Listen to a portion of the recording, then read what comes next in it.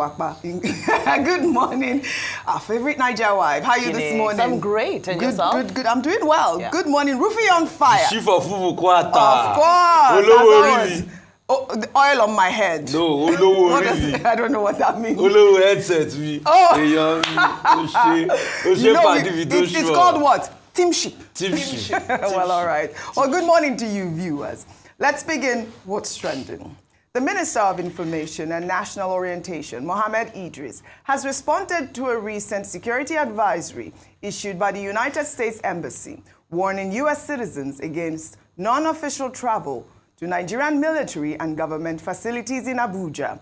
The warning comes amid increased security concerns linked to recent global developments prompted by U.S. and Iran's military strikes. The Minister of Information, while acknowledging the right of foreign missions to issue such advisories, emphasized that there is no imminent or specific threat in Abuja and that the FCT remains one of the safest capitals in the world. I mean, I think that this was a good response because we did see that advisory. And I like the fact that the minister is very proactive in responding to such advisories. I mean, we're in Nigeria. You weren't here last week, Dr. Abati, when we took the story of Ben Murray Bruce saying that, you know, there will be world disorder by these leaders. This, what did he call them? Some disruptors. But that Africa and Nigeria will be a safe haven. Yes, and that, you know, you people will be coming to Nigeria to collect visas. Yes. But, you know, I mean, that's just tongue-in-cheek when he made that statement. But Nigeria is safe, Abuja is safe. Meanwhile, President Donald Trump announced what he called a complete total ceasefire between Israel and Iran in a post on Truth Social on Monday evening, which he hopes will become permanent. At the time of his announcement, neither Iran nor Israel had made a comment about the pending ceasefire. In fact, there were reports of new blasts in Tehran shortly after Trump announced the ceasefire. However, hours ago, Iran and Israel have agreed to the ceasefire, while before Trump's announcement, videos circulated on social media showing Iran's missile attack on a U.S. airbase in Qatar in retaliation for U.S. attacks on 3 nuclear sites in Iran. A senior Iranian official had told CNN that Iran would continue to fight until it achieves lasting peace and that it will view remarks from Israel and the U.S. as a deception intended to justify attacks on Iran's interests. I mean, Dr. Abati, we saw this video, especially that one in Qatar, where the mall was already shaking. Broad daylight, you saw that. And I think you also shared some videos as well for family members in Qatar, seeing this sort of attack at the time. But now I believe that even Israel's military defense has said that Iran has flouted that ceasefire that Donald Trump was touting yesterday, a few hours ago. Just about an hour ago, they're saying that they're going to launch a full attack at this moment. Go ahead. Okay, the question to ask is this. What are we dealing with? Are we dealing with choreographed theater, a big show, or we're dealing with escalating tensions, or we're dealing with a fragile ceasefire? These are phrases that we'll put in. Choreographed theater, in the sense that the U.S. attacked on Saturday, Iran threatened on Sunday, Iran retaliated on Monday. And in all of these conflicts, Iran said, oh, we informed Qatar before we attacked Al-Udeid airbase belonging to the Americans. We also informed the U.S. U.S. is saying, President Trump said, oh, we thank the Iranians for informing us. Now, he says there's complete and total ceasefire.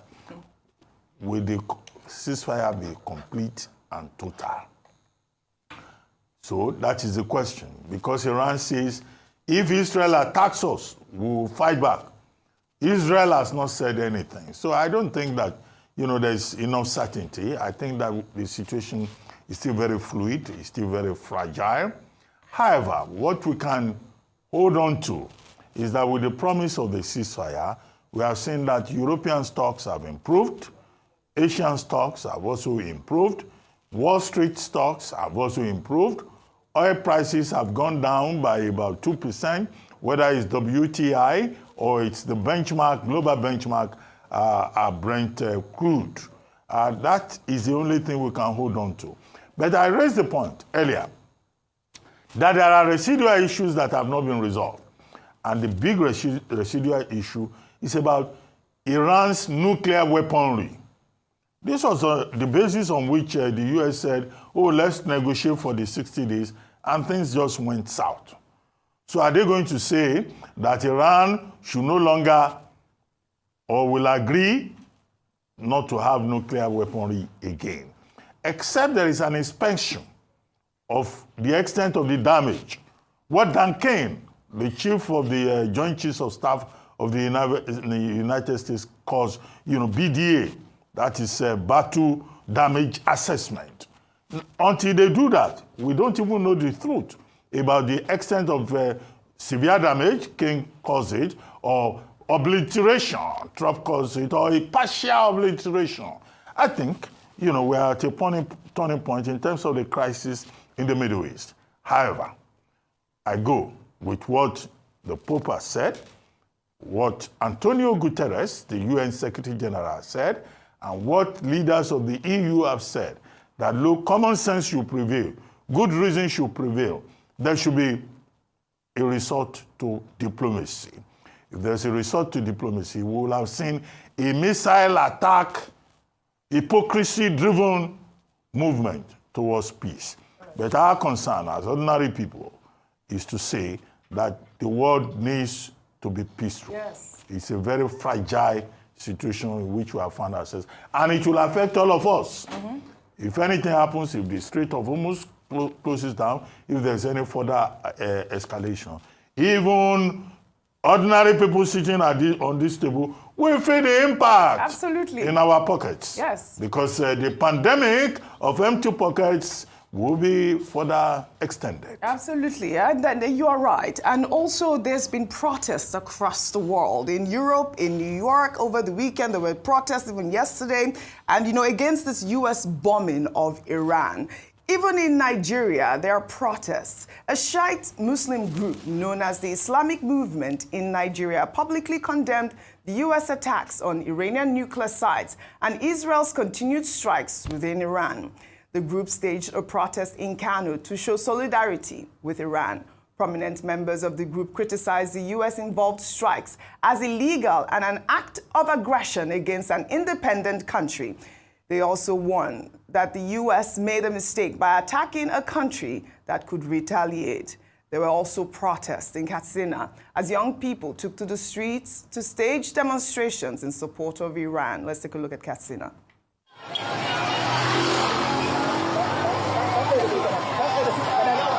Ayatollah. Ayatollah.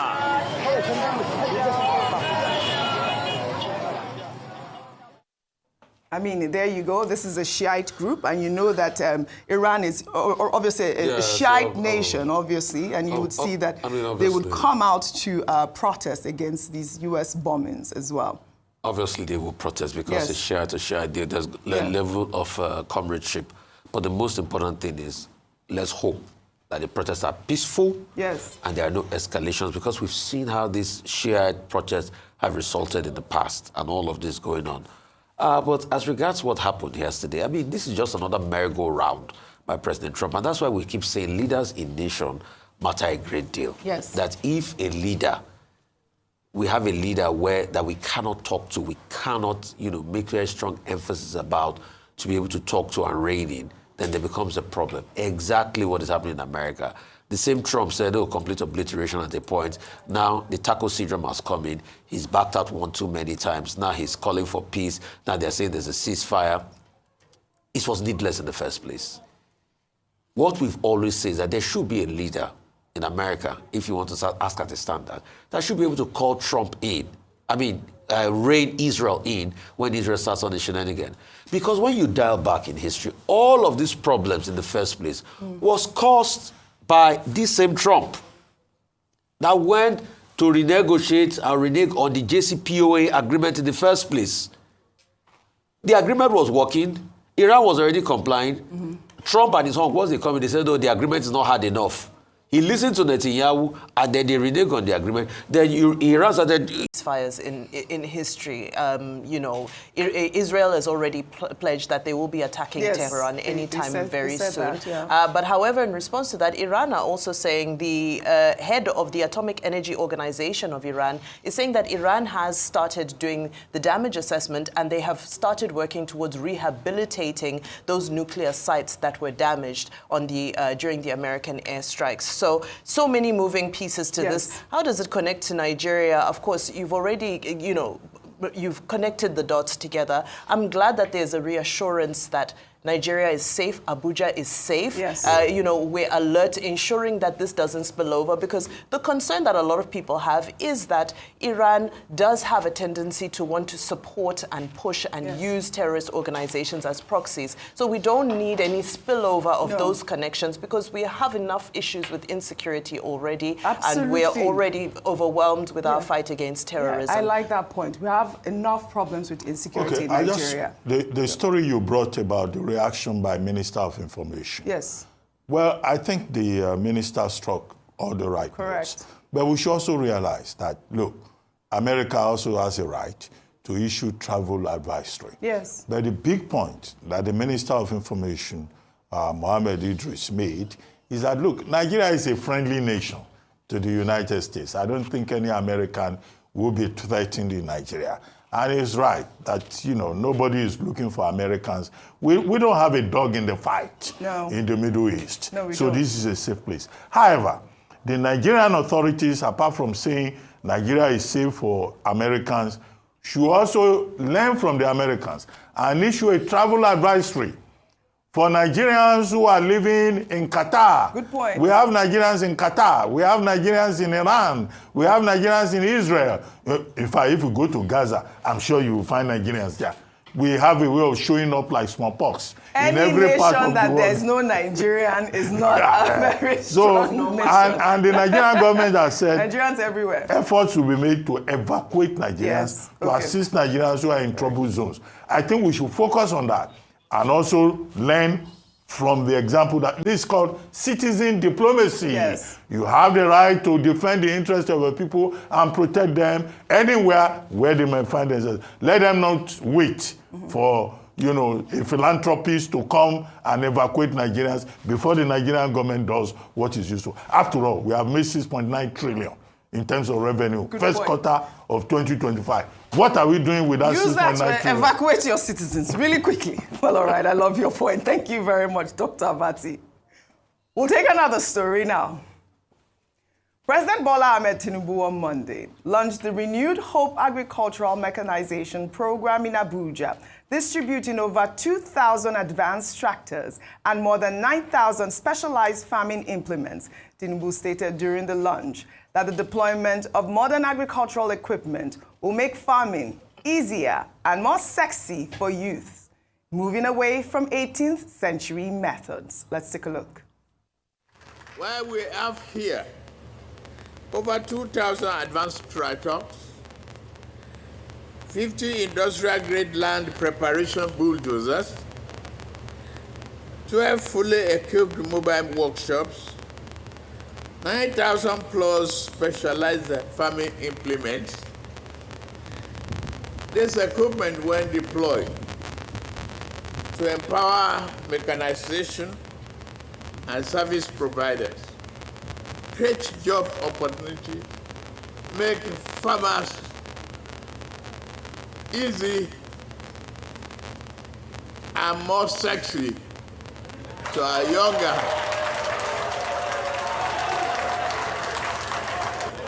You don't have to use 18th century method for a 21st century agricultural farming.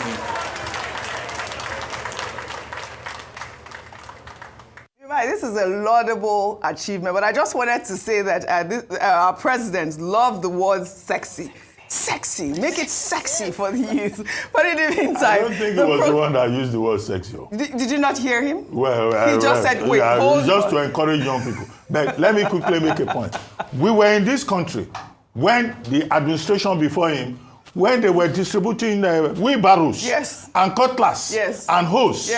So it's good to see that there's an advancement, that the Tinubu administration is saying we should not adopt 18th century methods. Yes, I like that. We should have mechanized agriculture. He is distributing tractors, he's distributing modern implements. The people who distributed wheelbarrows and cutlasses, well, you know them.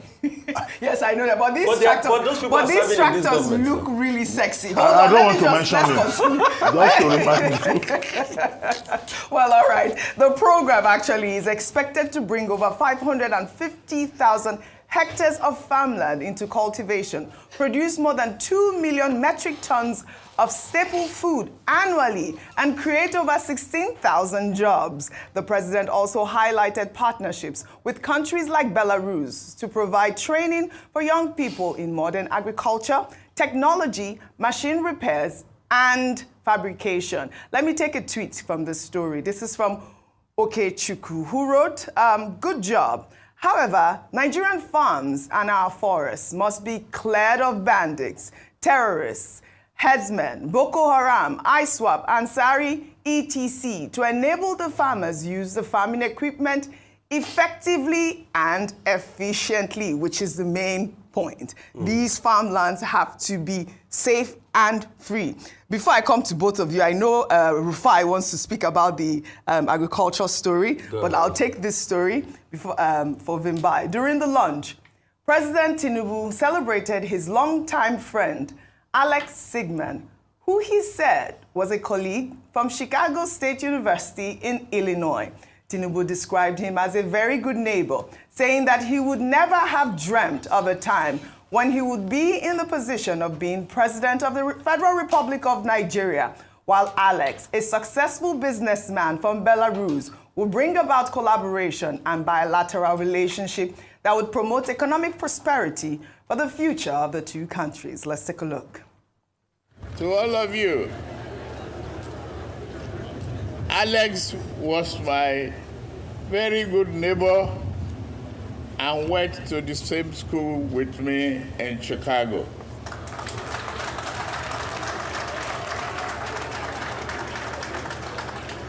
Never did we dream that I would be in this position as the President of the Federal Republic of Nigeria, and Alex will be a successful businessman from Belarus to bring about a very successful collaboration and bilateral relationship that will promote economic prosperity and future of our two countries.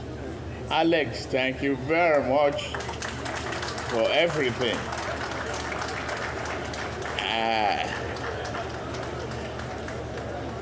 I believe our university will be very, very proud that we are doing this here today. All right, Vimbai. I mean, you know, Chicago was actually trending over the weekend because of this particular story. I think Chicago University, but you know, it's nice to see the president and his classmate, he said, right? He was his schoolmate. Not classmates. Oh, schoolmates. Yeah. So they are different. So it could be younger, it could be older, it could be schoolmates. Go ahead.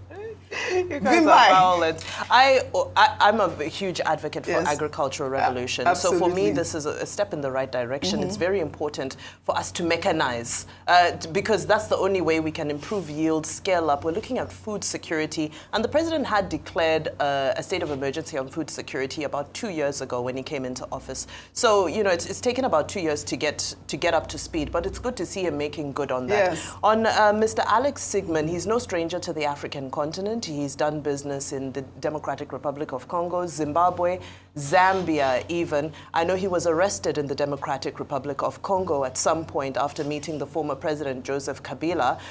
In Zimbabwe, some of his transactions came under a huge scrutiny and criticism from the opposition.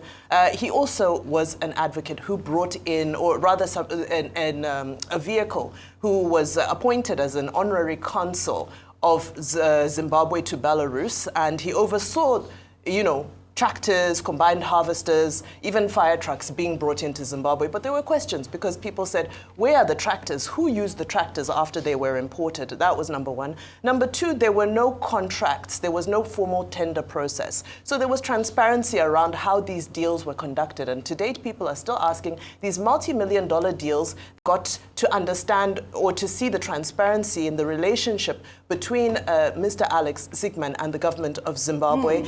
Similar concerns in Zambia as well. So I do hope that all that was done, I hope he's learnt, his lessons from all of those allegations and criticisms from opposition parties in other African countries in the past. And I hope the transactions he has done with our government are above board and have gone through all the necessary processes. Right. Thanks for that breakdown, Vimbai. Rufai. Thank you so much. At least we just see the president's schoolmate. So for all you that say all sorts of things about the president, we've seen his schoolmate. And if you feel that you're not still impressed by that, there are records out there in Chicago. Go check if Alex went to Chicago. But that's the president's schoolmate. And it's just a deja vu moment to be able to see that the president has a schoolmate and they're doing well, they're very successful. But I raise concerns. Number one, and I'll read from Nigerian newspaper clippings. On the 17th of December 2024, a Vanguard news story said Rep probes non-delivery of 2,000 tractors orders despite $3 billion agreements. The agreement was estimated to cost Nigeria about $684 million and $138.6 billion as actual costs. That was in 2024. But also the interesting part is, and the interesting part about this, on the 10th of June 2024, the Nigerian Agricultural Development Fund and AGCOM's International Trading Limited also signed an agreement to procure another 2,000 tractors. That company is a John Deere sales rep in Nigeria. That was to cost $70 million. So we're having two transactions. I think the question for clarity is, the government should be able to explain to us, are these deals different? Secondly, the deal with Alex's company was to be able to build those tractors locally. And the question we're asking is, I know we used to have Steyr and Bauchi. Maybe you might say that it's already moribund than the likes, but we have Bobcat in Port Harcourt that also build tractors. Why can't we also look inward as regards this? And I'll ask the following questions. Number one, has the rep probe been cleared now with this delivery? How many has come in? Let's take stock of it. How will it be distributed? What's the tractor per kilometer? I said what's the tractor per kilometer? What's the cost per tractor? All right? Why Belarus? Couldn't we have gotten a better deal? Why didn't we look inwards? And where is the tender bid at which Alex's company did win the bid to be able to supply this tractor? And then, is this Alex's tractor deal different from that the federal government signed $70 million contract with AGCOMS for 2,000 tractors? And the question I also want to ask is, based on the reportage here, why is this one estimated to cost over $600 million and the other one cost $70 million? I think there are many questions we should be able to ask. And are those tractors being built here? Are they assembled here? Because they said it's going to be fixed here. Those are just the questions I want to ask. Okay. Yeah, those questions are valid. We can even add more to the questions. The key question that has been raised here is about chronism. Is Mr. Alex, the schoolmate, getting this contract because he was a schoolmate of the president? Now, that would be favoritism. That would be chronism. So his involvement in the entire process, how transparent and accountable is that? Two, the people talking about Chicago, I think, they're just being mischievous. It's not relevant. The election period is over. Yes. The Nigerian Constitution talks about the eligibility for the office of the president, Section 131. And those conditions is that you must be up to 40 years old, you must have school cert or its equivalent. Its equivalent just means even the ability to speak English. Although you may have attended one seminar or the other, and things like you should be a member of a political party. Within the purview of Section 131 of the Constitution, I think it's a settled matter that President Bola Ahmed Tinubu fits the criteria. Indeed, he is even better qualified than some people, who have been president of Nigeria before him. If we're going to say we will review Section 131, that's another argument. It's not something you can use perpetually to blackmail in an unlawful manner. Yes. The third point, finally, is this renewed hope mechanization program.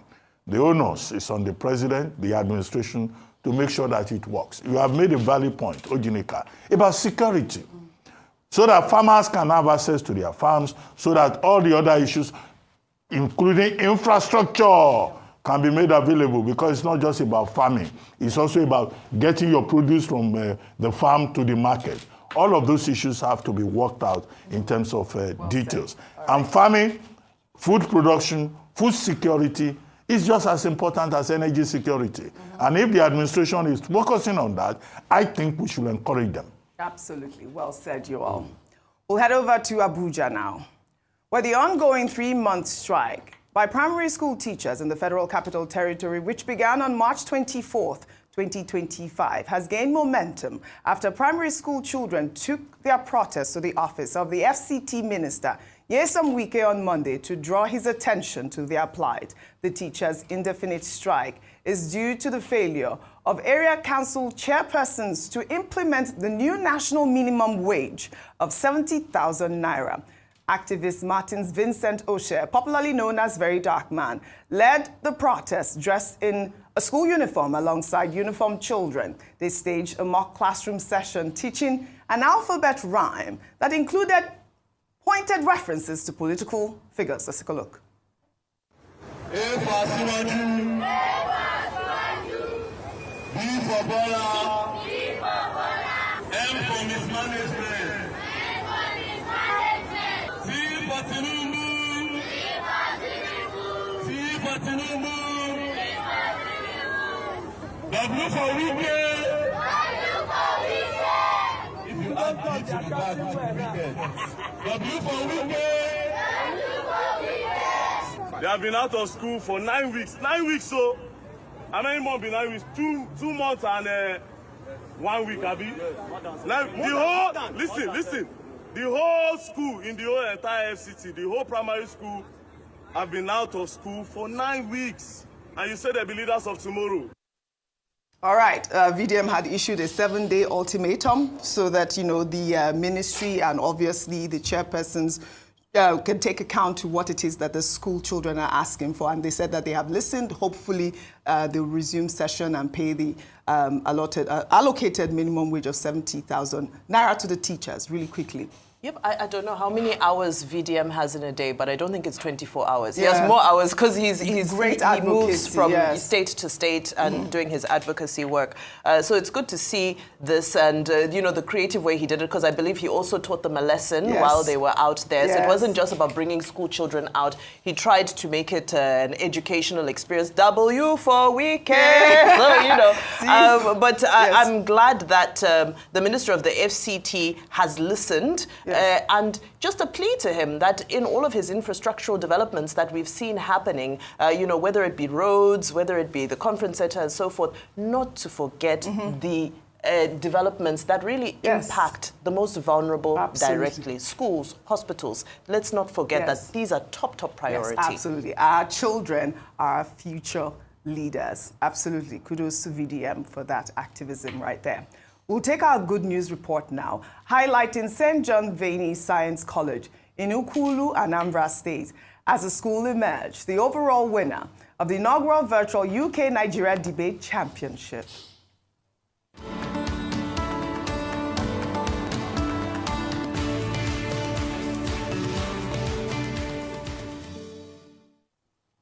On June 19th, 2025, St. John Vianney Science College emerged as the winner of the debate competition held virtually, with the participation from top-ranking schools in Nigeria and the United Kingdom.